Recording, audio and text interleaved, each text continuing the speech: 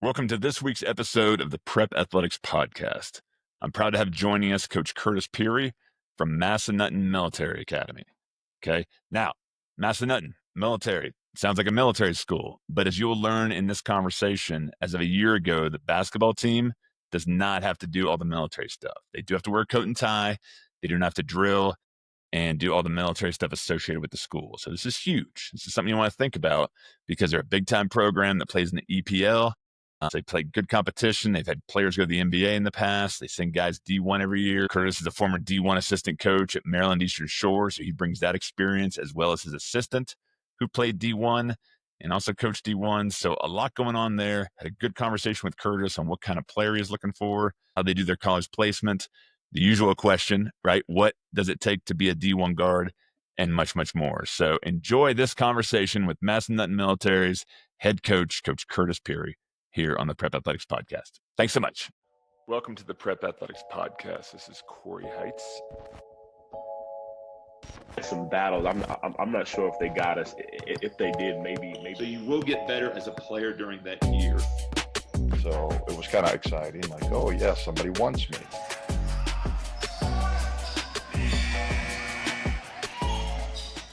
Curtis, welcome to the podcast. Thanks, Cory, for having me. Appreciate it. Yeah, it's good to see you again. And walk me back in time to where you grew up and what got you into basketball. I grew up in Salem, Virginia. Went to Roanoke College, not too far away from home, and knew I kind of wanted to get into coaching at some point, and so made my decision to go to Roanoke based off Coach Paige Moyer, and his affiliated with the NABC, and kind of his connections, and with the hopes of joining the college staff once I graduated. So. And I was very fortunate. Got hired by Frankie Allen at Maryland Eastern Shore, who's Roanoke College all-time great. Head coach at Division I for 30, 35 years, and took me on as GA, and just kind of fell in love with it and been doing it ever since. Yeah. Now walk me back to your choice to Roanoke. So it sounds like you were specific that you knew you wanted to be a coach, and with this coach at Roanoke's connections in the NABC, was that probably the main deciding factor? Am I understanding that right? It was a huge deciding factor. I don't know if it was the main one. It was a long time ago. I know I had a teammate that I played in high school with. We grew up together, AJ Dow, and his mom and dad actually took me on a recruiting trip. He was at Hampton Sydney at the time, and met him down there and hung out a little bit. And he's like, "Man, I'm trying to leave."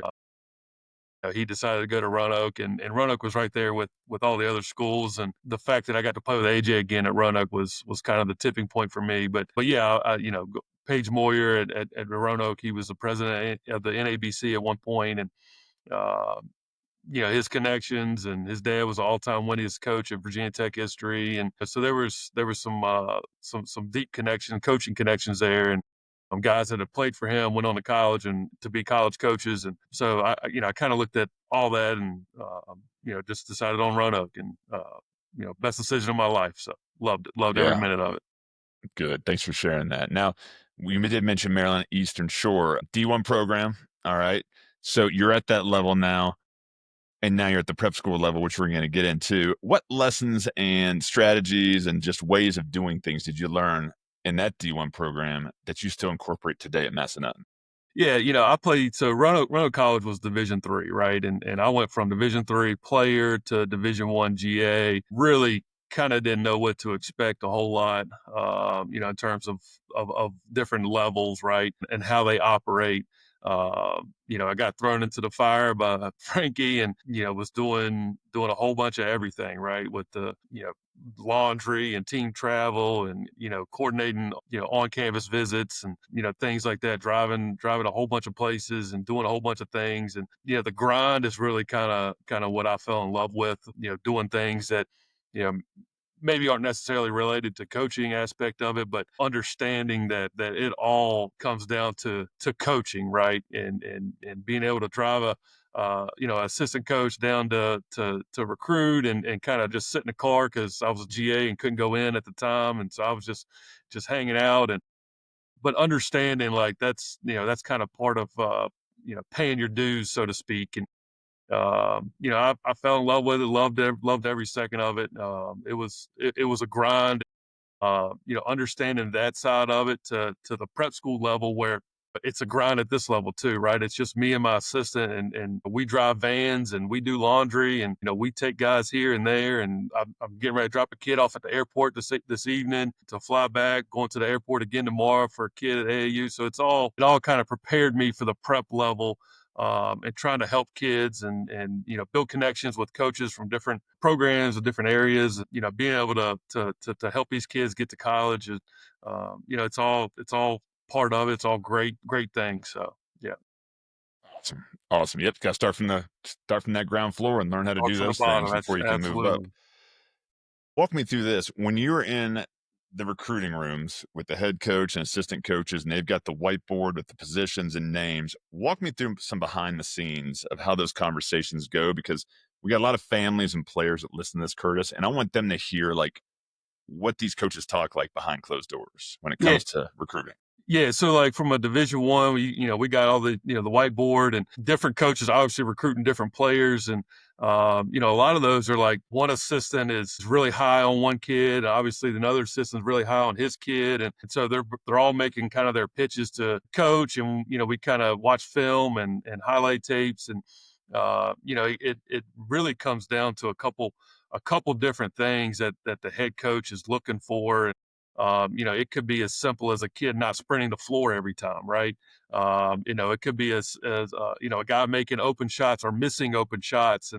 And in the head coach's mind, it's like, man, he should have made that or he should have did this. And, one little thing can determine it for a coach, right? And uh, each assistant has his own kind of guys, so to speak, and their job is to kind of trying to pitch them to the head coach, and ultimately the head coach is there to make a decision. One little thing depends on the coach, right? Every coach is different. Every coach is looking at a couple different things, and that's kind of their bread and butter. If guys do those things well, they tend to get those offers. In the head coach's mind, if a kid doesn't do those things, that he's looking for, he looks at somebody else. But it's a simple game, and when you're talking about Division I level and really just college basketball in general, like they're all good players, right? And when you look at a player and look at athleticism and size and skills and ability and things like that, like it's all pretty even. But when a guy's going the extra mile, right? Or diving on the floor for a loose ball, or man, that kid sprints the floor every time, right? Or if you're a big and you rim run to the front every single time, you're beating you're beating your man down the floor. It says a lot about who you are and what kind of player you can be, and ultimately whether a coach can say I can work with that or I don't know if I can work with that, right? That's part of those kind of behind the scenes look so to speak. Let me see if I'm hearing this right too. If that big man hustled and runs rim to rim, busts his butt, goes 100%, but doesn't have the skill yet, would your staff then have taken that kid over someone who might have had more skill but not gone as hard? Yeah, because you can work with hustle, right? Like Mhm. big kids tend to develop late anyway. And so you see a lot of kids like they'll get recruited based on potential, right? And ultimately, how is that kid getting better? Does he work hard when there's nobody in the gym, right? Is he by himself? Does he, pull an assistant coach in the gym? Hey, let's get better on skills. What kind of kid is he as a human being? All that's got to show in the game in front of a coach, right? We can say as prep school coaches, we can call guys, hey man, this guy works in the gym. He's in here every night, but you still got to have results in the game, right? Like Yeah. production, so to speak. But yeah, I mean, ultimately, big guys are really recruited based off of potential, especially now with today transfer portal and guys getting older and all this stuff. And freshmen bigs are everybody wants a big, right? But what's that separating factor, right? And I think for coaches, like if a guy's willing to go the extra mile and play hard all the time, like that's just something you can't teach, right? If you go watch high level basketball, right? Just Houston and Florida, like, man, those guys get after it, right? And you got to have a level of toughness and a level of physicality to you, and you can take skills as kind of secondary when you're looking at those types of programs. Yeah, absolutely. Thanks for sharing all that. That was great insight. Yes, sir. From Maryland Eastern Shore, you went back to Roanoke and then Ferrum College. Walk me through what the transition was like back to that level in Virginia, and then what you took from that you incorporate now. Yeah, so at Roanoke and Ferrum, right, Division III programs, you have to cast a wide net in recruiting. So our recruiting boards look very different than a Division I level where you're handing out your full scholarships, right? You got 12 scholarships, 13 scholarships at the Division I level. Well, Division III doesn't have athletic scholarships, right? You're trying to convince families to pay money to a school based off of academics and athletics and how we're going to treat your son and how we're going to help your son after he graduates. So you go from maybe 50 kids, 100 kids at Division I level to 300 kids at the Division III level because some families just can't afford a private school education, right? And there's public school Division III programs that are much cheaper than private schools, but it just depends on the family's FAFSA and financial situation, being able to afford, and then what that school is willing to do to help get some of those kids. And so it helped me at the prep level because we obviously have to recruit a bunch of kids in hopes to get a couple, right? And a lot of those families they can't afford it, or they can't, or maybe they get Division II offer late or Division I offer late, and they decide to go to college as opposed to prep. So a lot of those kids may fall through or whatever, but you got to talk to a lot of families, you got to talk to a lot of AAU coaches, a lot of high school coaches. You're trying to get kids that kind of fit the way you want to coach. We look for toughness and physicality here, right? So we're trying to get good character kids with some toughness to them, and those aren't easy to find, right? And so you have to. Well, this year we had kids from Rhode Island and Florida Rhode Island and Texas and North Carolina, California, like all over the place, and we had 3 international kids from 3 different countries. So we expand our horizons as far as we can, and we're trying to find the right guys. And tell me about this. This is your time to make the pitch for Massanutten, both as a school and as a basketball program. Tell folks that don't know much about you and your program, give them the snapshot. Yeah, so Massanutten, we're located in Woodstock, Virginia. Got about 150, 200 kids on campus. We are a military school, so we have some discipline and structure that is associated with that. However, our post-grad prep school basketball program, we are not a military program. My guys wear a uniform. They're allowed to have a little bit of hair, and but the daily grind is kind of what makes this place so great. Kids don't understand the grind until you're in it. But we wake up at 6 a.m. every day, and breakfast is at 7. We lift weights at 8. Class starts at 9. Lunch is at noon. We practice from 1:30 to 4 o'clock every day. We got the evening off. Dinner's at 6:15, 7:30 to 10:30. We're back in the gym again, and then we wake up and we do it all over again, right? And so kids have an opportunity to get better. We're in the gym a lot. We work on skills and obviously getting kids bigger, faster, stronger in the weight room.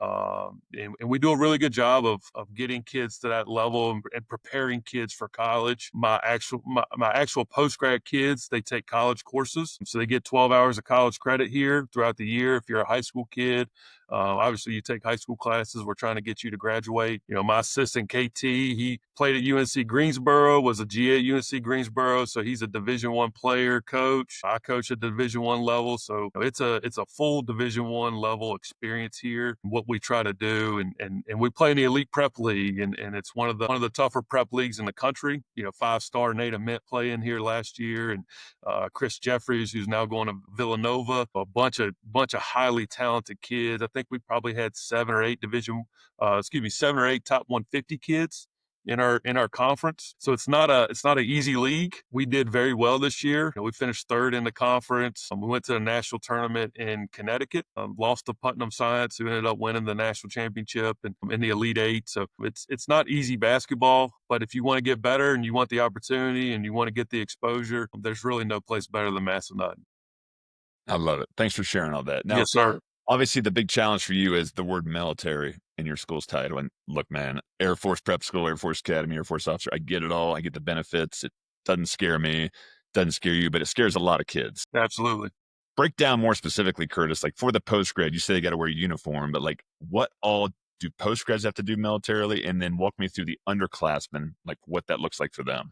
So the underclassmen that are not in the prep program are a full military school, right? So they got to shine their shoes, they got to make their bed, they got to drill in the mornings. So they're actually drilling right after lunch today. We've got our alumni weekend coming up this weekend, and so they got to march in parades and all that type of things. We used to do that.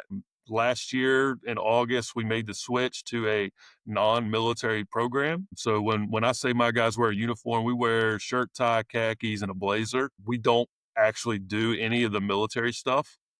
The other kids they go to the barber and they get it cut down with no guard, so to speak, or a one guard, right? So they don't have any hair.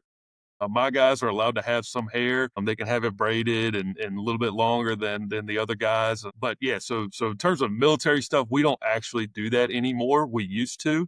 I'm sure all my former players are probably pretty mad at this because they had to do all that. I think it made them better. But in terms of recruiting, I think this is going to help us in the future. We saw great results this year, and we had a great group of kids.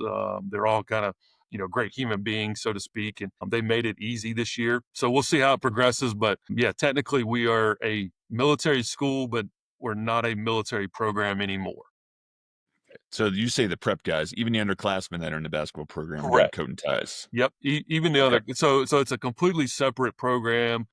Gotcha. We live separately from everybody else. Like we have our own kind of barracks and everything is kind of separated. Same daily schedule, but instead of 8 to 9 in the morning where they go, the other kids go out to the football field and track and march, we go into the weight room and get stronger. Yeah, makes sense. Yeah, that's great. That's so much looser than the old days there. So I think that's great. Let's walk through development. All right, because you mentioned you and you got another D1 assistant, former D1 player. It's an assistant. Families always ask me about development at this prep school versus that prep school, and sometimes that's how they choose where they're going to go. So break down as specifically as you can. Like if I'm coming there starting in August, what's my development look like, and how are you going to get me better? Yeah, so the biggest thing from high school to college is the weight room, right? Like we've got to get stronger and we've got to get more athletic. And a lot of kids you see either need to lose some baby fat, so to speak, and then the other guy's got to gain weight. And so we feed them protein shakes and things like that. We've had kids gain 15, 16. I've had I had a kid go from 285 to 233 and he saw his athleticism increase tremendously. This year we had a kid gain 23 pounds. So that's probably the biggest thing. Mhm. And then from a development standpoint, like I don't like to try to paint kids into a box. Like, hey, you're a point guard or you're a center or you're like, we want to get better at everything. And so we got guys that, our centers are doing ball handling drills. Our point guards are doing post up drills. Like we want to incorporate everything with these kids so they can get better at almost everything. Right, the footwork in the post, the ball handling on the perimeter, shooting off the bounce, floaters, threes, catch and shoot. I don't know if you can hear me, but we got a kid in the gym right now.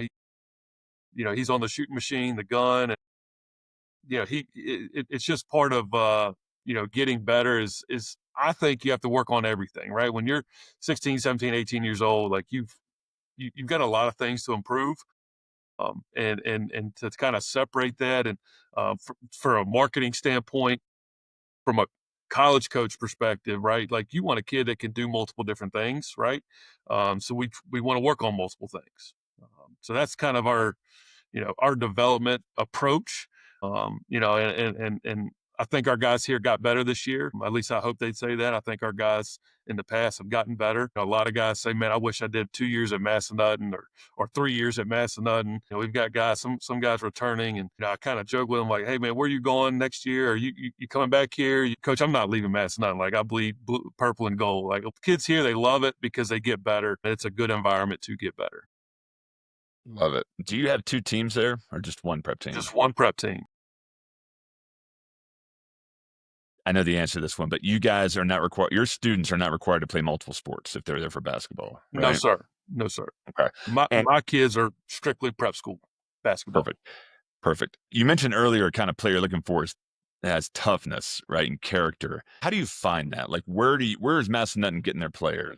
So we've got kids from all over the country, really. We got into Atlanta a little bit. We had a kid, Kylan Hill. He's from Augusta, Georgia.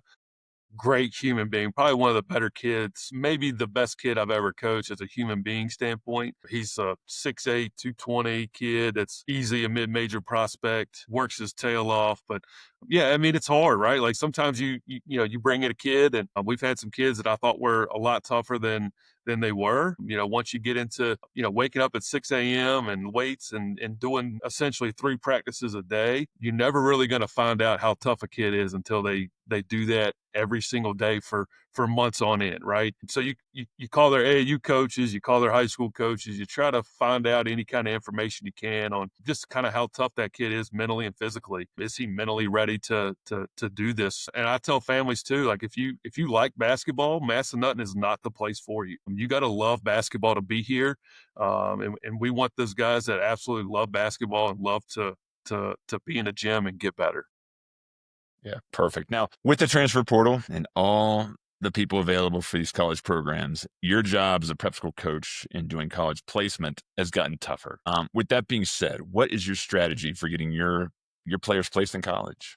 So it's the exposure piece, right? We play a hard schedule, right? I would say we probably play one of the harder schedules in prep school basketball. We go to the Hoop Hall in Springfield. We go to the National Prep Showcase. There's a bunch of college coaches up there. We go to Florida, IMG. We play NBA Africa down there. We play in the Elite Prep League.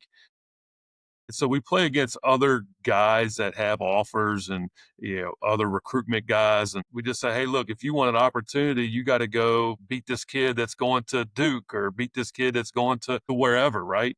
And so it's an opportunity for our guys to say, all right, look, I'm better than this kid. I was never able to do that in high school, but now I have that opportunity in prep where I get to play ABC, right? From a college coach perspective, like this kid's a top 50 kid or top 100 kid or whatever, right? How good are you? Well, we're going to prove it today, right? And so getting guys recruited is always hard. I don't think college coaches trust the prep school level, at least not all of them.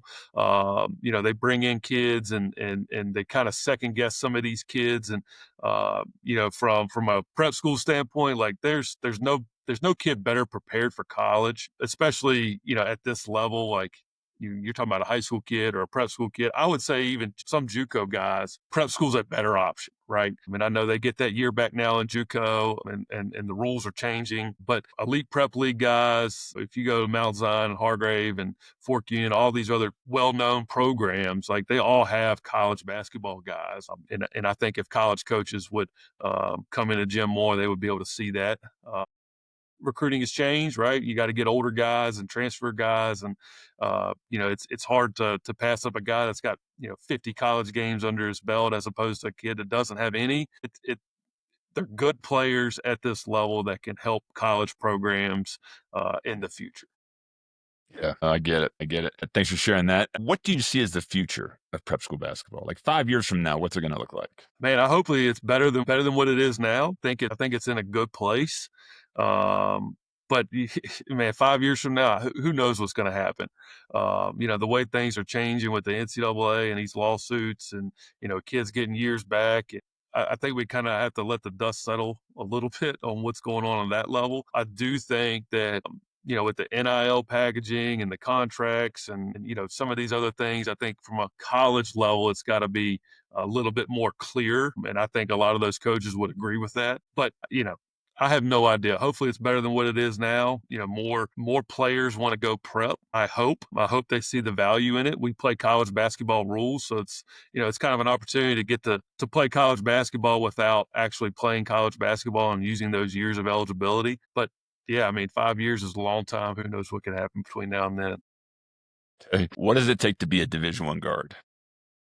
Man, Division I guard, you got to be able to guard your spot.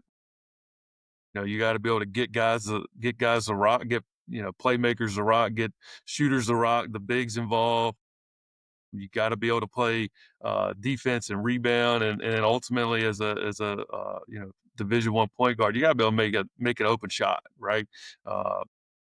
If your wing is your best player, leading scorer, like he's probably going to get double teamed. You got a dominant big, he's probably going to get double teamed. And when they kick the ball back out, you got to be able to make an open shot, be able to have guys respect that. Yeah, love it. Curtis, we're going to finish up with some quick hitters here. All right. Sir, Who's the best player you ever played against? man, best player I played against. I actually played against Rajon Rondo at Oak Hill when I was in high school. That was way back in the day. But yeah, I'd say he's probably the best player. Okay. Who's the best player you coached against, both at the college level and at the prep school level? Cam Thomas. Where was Cam when you coached against him? He was at Oak Hill. It was an exhibition game here in Massanutten. I think Cam dropped, I don't know, 46 on us or something like that. There was not much we could do with him. Okay. What's your favorite movie? Favorite movie? I'm actually watching Yellowstone right now, so I don't really know. I mean, I like them all, but that's what I'm watching right now. Okay. And when you're not doing basketball and watching Yellowstone, what are your hobbies? I go fishing. Fishing. I like to fish, and we travel the state and try to catch different species, and just kind of lets me disconnect and get a little lesson in patience. So yeah, I like to fish. All right. Is there anything you want to touch on that we didn't mention in this podcast? No, sir. I think that's it. Where can people find you if they want to learn more? You can visit our website, militaryschool.com. You can contact our social media, MMA, PG Basketball, Instagram, Twitter. You can reach me on my cell phone, my office phone, email. It's all listed on our website. But yeah, should I All right. say my cell phone address number or no? Call if you want thousands and thousands of calls from all our listeners. Yeah, go for it. But we'll put all the contact information down below in the show notes. So if it progresses past email, Yeah, I got you. then I would suggest giving out your cell phone number. I got you. Well, Curtis, thanks so much for joining us in the podcast today. And, I think you shared a lot about the experience at Massanutten and how it's not a typical military school for kids looking at it, thanks to the adjustments you Yes, guys sir. made about a year ago. So I think that's going to give you a heads up in years to come. So I appreciate you coming on. Yes, sir. Appreciate you having me. Yeah, and if you guys like that, be sure to subscribe to the Prep Athletics podcast on all the major podcasting platforms. Subscribe to our YouTube channel where we have bonus content.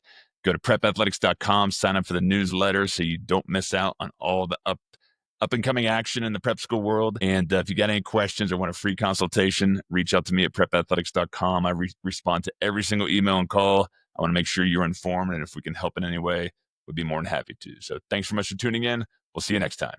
Take care.